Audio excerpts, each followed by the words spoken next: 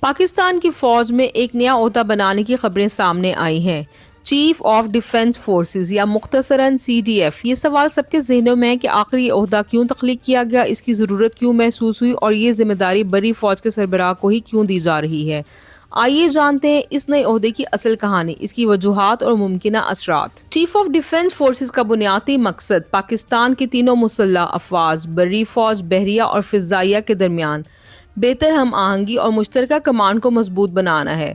دنیا کے جدید دفاعی نظاموں میں اب انٹیگریٹڈ کمانڈ یعنی مشترکہ قیادت کا تصور عام ہے، تاکہ کسی بھی بحران یا جنگ کی صورت میں تیز، متحد اور مربوط فیصلے کیے جا سکیں۔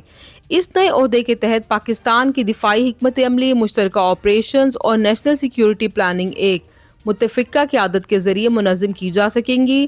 دوسرے لفظوں میں اب تینوں افواج کی سمت اور ترجیحات ایک ہی مرکزی قیادت کے ماتحت ہوں گی، جس سے فیصلے تیز اور مؤثر بنیں گے۔ یہ فیصلہ کئی عملی وجوہات کی بنیاد پر کیا گیا ہے۔ سب سے پہلے مختلف سروسز کے درمیان کمانڈ کو ہم آہنگ کرنا وقت کی ضرورت بن چکا ہے۔ آج کے دور میں زمینی، فضائی اور سمندری محاذ الگ الگ نہیں، ایک ہی وقت میں مختلف فورسز کا مشترکہ رد عمل ہی کامیابی کی ضمانت بنتا ہے۔ دوسرا، دفاعی منصوبہ بندی میں یکسانیت، مختلف شعبوں سے تعلق رکھنے والی افواج کے فیصلوں کو ایک ہی دفاعی ویژن کے تحت لانا ضروری ہے۔ تیسرا، بین الاقوامی سطح پر ہم آہنگی۔ دنیا کے بیشتر ممالک مثلاً امریکہ، برطانیہ اور بھارت میں ایسے ہی عہدے موجود ہیں جیسے چیئرمین آف جوائنٹ چیف یا چیف آف ڈیفنس اسٹاف، جو تمام سروسز کے درمیان ایک پل کا کردار ادا کرتے ہیں۔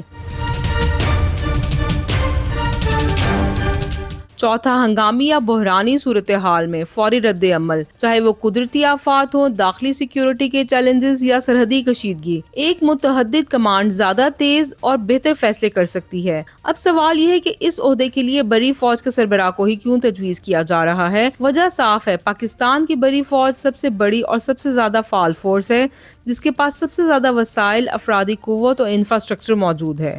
ماضی میں بھی بیشتر مشترکہ آپریشن مثلاً ضرب عضب، رد الفساد اور سرحدی آپریشنز کی قیادت بری فوج نے ہی کی۔ اس تجربے اور صلاحیت کی وجہ سے اس کی مشترکہ کمانڈ کے لیے سب سے موزوں سمجھا جا رہا ہے۔ دوسری وجہ عملی ڈھانچے کی ہے۔ بری فوج کے پاس پہلے ہی ایسا کمانڈ سسٹم موجود ہے جو دیگر سروسز کے ساتھ قریبی رابطے میں کام کرتا ہے، اس لیے نیا ڈھانچہ اس فریم ورک میں مؤثر طور پر ضم ہو سکتا ہے۔ تیسری وجہ تاریخی ہے۔ ماضی میں بھی قومی سلامتی کے بیشتر فیصلوں میں بری فوج کا کردار نمایاں رہا ہے، اس لیے قیادت کے تسلسل کے طور پر یہ عہدہ اس سروس کو دیا جانا متوقع ہے۔ اس اقدام کے کئی ممکنہ فوائد ہیں۔ سب سے اہم، تیز فیصلہ سازی۔ ایک متحد قیادت ہونے سے کسی بھی خطرے کے وقت رد عمل فوری اور مربوط ہوگا۔ دوسرا، بین الافواج ہم آہنگی۔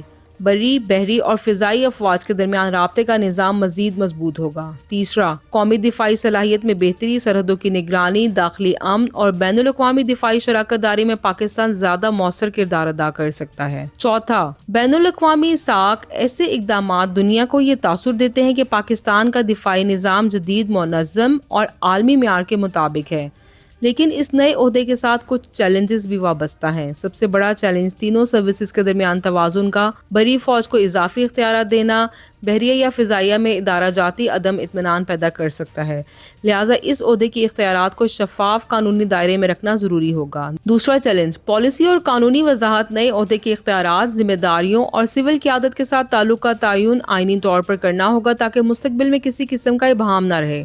تیسرا، عملی اطلاق۔ مشترکہ کمانڈ کو مؤثر بنانے کے لیے تمام سروسز کو مربوط تربیت، ڈیجیٹل سسٹمز اور انٹیلیجنس شیئرنگ کے جدید طریقے اپنانے ہوں گے۔ یہ قدم اس بات کی علامت ہے کہ پاکستان اب اپنے دفاعی نظام کو جدید تقاضوں سے ہم آہنگ کرنے کے عملی مرحلے میں داخل ہو چکا ہے۔ یوں چیف آف ڈیفنس فورسز کا نیا عہدہ محض ایک نیا ٹائٹل نہیں، بلکہ قومی سلامتی کی حکمت عملی میں ایک اہم موڑ ثابت ہو سکتا ہے۔